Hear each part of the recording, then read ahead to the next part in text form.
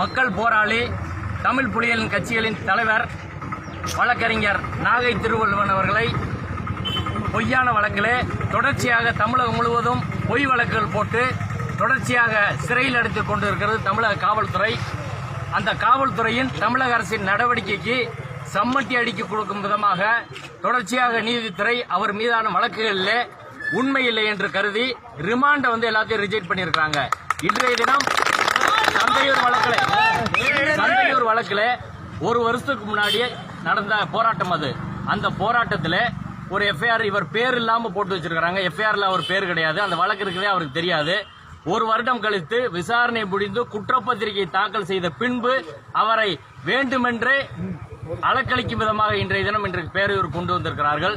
இங்கு வழக்கறிஞர் தமிழ் புலியர் கட்சியினர் மக்கள் எல்லாம் சேர்ந்து இன்று நீதிபதியிடம் பல்வேறு வாதங்களை நாங்கள் முன்வைத்து எங்கள் வாதங்களை ஏற்ற நீதிமன்றம் அவரை திருவள்ளுவன் அவர்களை ரிமாண்ட் செய்ய முடியாது என்று சொல்லி ரிஜெக்ட் செய்திருக்கிறது.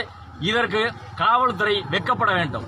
எல்லா வழக்கிலையும் ரிமாண்ட் செய்ய எந்த முகாந்திரம் இல்லை என்று சொல்லி இருக்கிறது.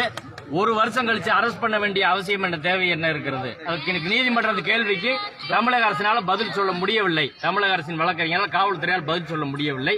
எனவே இன்று நாளை ஒரு வழக்கு தாராபுரத்தில் இருக்கிறது. அதுவும் அவர் சிறையில் இருக்கும்போது மற்றவர்கள் பேருந்தை கொடுத்ததாக சொல்லப்பட்ட வழக்கில் இவரை சேர்த்திருக்கிறாங்க. இது போல ஒரு அயோக்கியத்தனம், அநீதி எதுவும் இருக்க முடியாது.